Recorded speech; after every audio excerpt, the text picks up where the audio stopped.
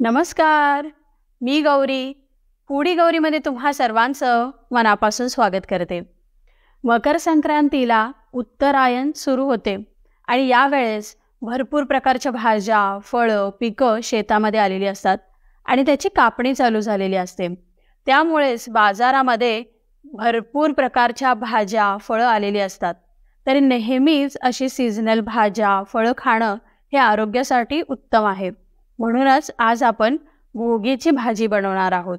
ही भाजी मकर संक्रांतीच्या एक दिवस आधी म्हणजे भोगीच्या दिवशी बनवली जाते आणि ही भाजी बनवण्याची पद्धत वेगवेगळ्या भागामध्ये वेगवेगळी आहे. तर आमच्या भागामध्ये ही भाजी कशी बनवली जाते याची रेसिपी आज मी तुमच्यासोबत शेअर केलेली आहे. याला खेंदाटसुद्धा म्हणलं जातं आणि या खेंदाटसोबत खमंग अशी बाजरीची भाकरी कुस्करून खाल्ली जाते. त्यामुळे त्याची चव अगदी भन्नाट लागते. तर हे रसरशीत असं खेंदाट आणि खमंग बाजरीची भाकरी कशी बनवायची यासाठी आपण लगेचच किचनकडे जाऊयात. आणि हो, तुम्हा सर्वांना मकर संक्रांतीच्या आणि भोगीच्या खूप खूप खूप शुभेच्छा. तिळगुळ घ्या आणि गोड गोड बोला.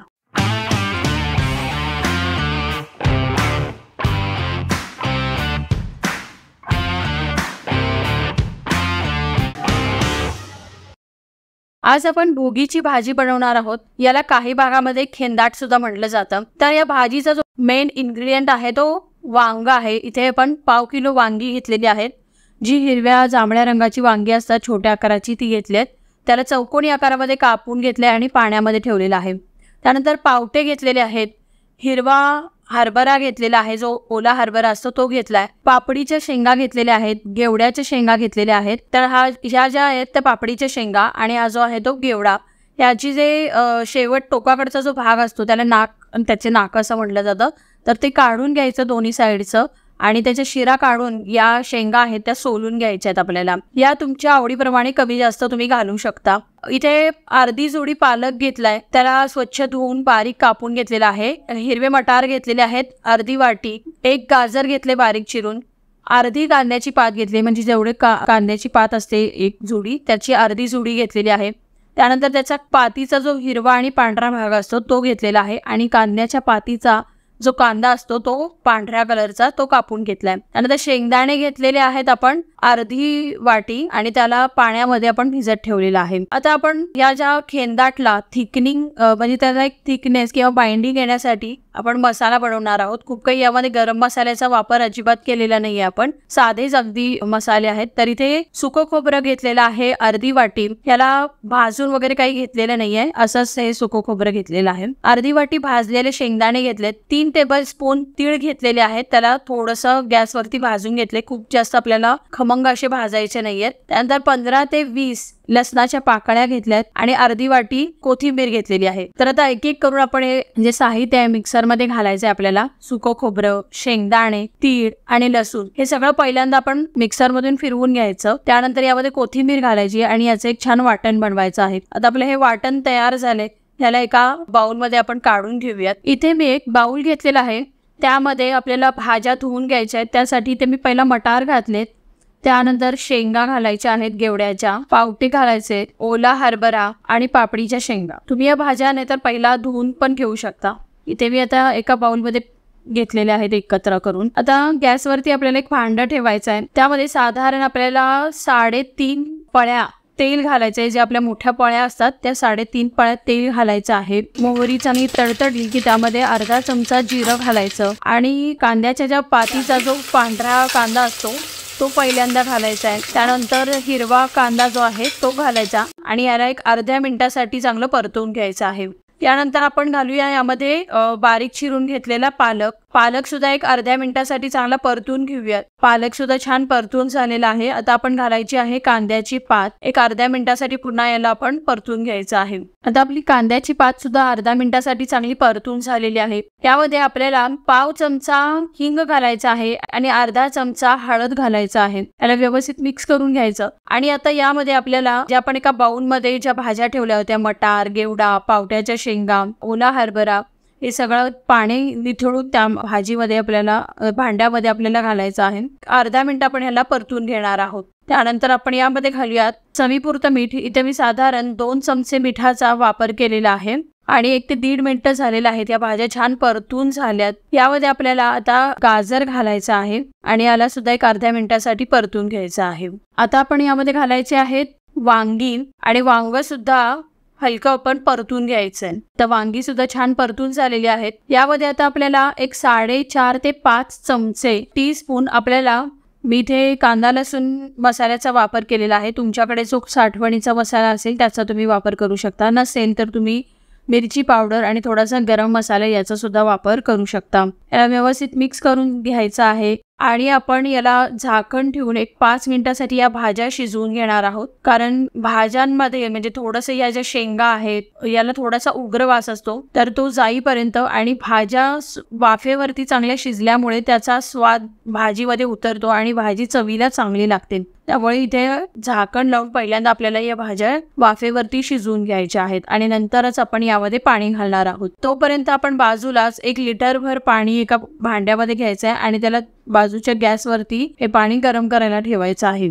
5 मिनिटं झालेली आहेत. आपण यावरचं झाकण काढायचं आहे. भाज्या छान वाफेवरती शिजलेल्या आहेत. यामध्ये मी बोराचा वापर केलेला आहे. आता बोरामुळे याला छान अशी आंबटसर अशी चव येते आणि अगदी कमी क्वांटिटीत आपण यामध्ये बोराचा वापर केलेला आहे. बोरं घालणं ऑप्शनल आहे. बोरांचा वापर केला नाही तरी चालेल. तरी ते मी ही चिरून घालते ही बोरं. त्यानंतर आपल्याला यामध्ये अर्धी वाटी शेंगदाणे घालायचे जे आपण पाण्यामध्ये भिजत ठेवले होते, त्याला निथळून घालायचं आहे. आता हे सगळं मिश्रण व्यवस्थित मिक्स करून घेऊया. यामध्ये आपल्याला जो आपण मसाला बनवला होता सुकं खोबरं, शेंगदाणे, लसूण आणि कोथिंबीर तो घालायचा आहे आणि पुन्हा याला छान व्यवस्थित अर्ध्या मिनिटासाठी परतून घ्यायचा आहे. आपला मसाला सुद्धा छान परतून झालाय आणि आता आपलं बाजूला ठेवलेलं पाणी सुद्धा गरम झालेलं आहे. आता आपल्याला यामध्ये पाणी घालायचं आहे. मी ते 1 लिटर पाण्याचा वापर केलेला आहे. तुम्हाला जर ही भाजी थोडीशी घट्टसर आवडत असेल तर तुम्ही पाण्याचा वापर कमी केला तरी चालेल किंवा जर तुम्हाला सुकी भाजी बनवायची असेल तर इथे अशाच पद्धतीने सगळ्या भाज्या वाफेवरती शिजवून घ्यायच्या आहेत आणि त्याच्यामध्ये थोडासा मसाला घालायचा आणि थोडंसं अगदी पाणी घालून ही सुकी भाजी तुम्ही बनवू शकता. आता सगळ्यात शेवटी आपण यामध्ये तीळ घालायचे आहेत. हे तीळ थोडेसे हलके भाजलेले ते असेच आपण यामध्ये 1 चमचाभर हे तीळ घालून घेऊयात. या भाजीला चांगल्या 2 ते 3 उकळ्या आलेल्या आहेत. यावरती आता आपण झाकण ठेवायचं आहे आणि 2 ते 3 मिनिटासाठी या भाज्या चांगल्या शिजवून घ्यायच्या आहेत. आता 2 ते 3 मिनिटं झालेली आहेत.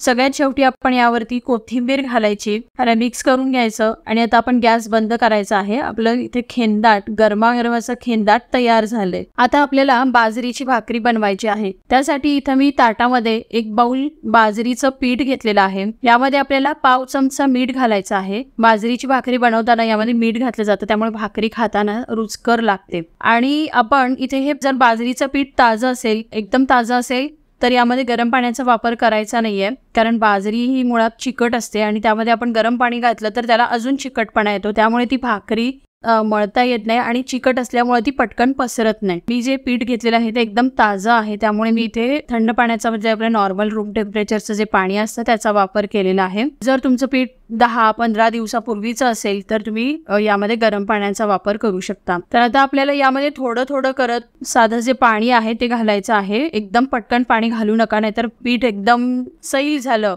तर भाकरी व्यवस्थित थापता येत नाही, मग ती फाटते. त्यामुळे व्यवस्थित अगदी त्याची कन्सिस्टन्सी झाली पाहिजे. खूप जास्त घट्ट पण नको आहे आणि खूप जास्त पातळ पण नको आहे. त्यामुळे हळूहळू करत आपण यामध्ये पाणी घालायचं. याचा छान गोळा बनवून घ्यायचा आपल्याला. साधारण 4 भाकरी होतील एवढं हे पीठ आहे. म्हणजे 1 बाउल जे आपण पीठ घेतलेलं आहे यामध्ये मध्यम आकाराच्या 4 भाकरी बनल्या जातील. तर यामधला एक गोळा काढून घ्यायचा. त्याला आता आपण हाताचा जो आपला पंजा आहे त्यांनी घासून घ्यायचा आहे. म्हणजे मळताना हाताच्या पंजाने आपण मळून घ्यायचंय, त्यामुळे प्रेशर चांगलं येतं त्यावरती आणि मग भाकरी चिरत नाही.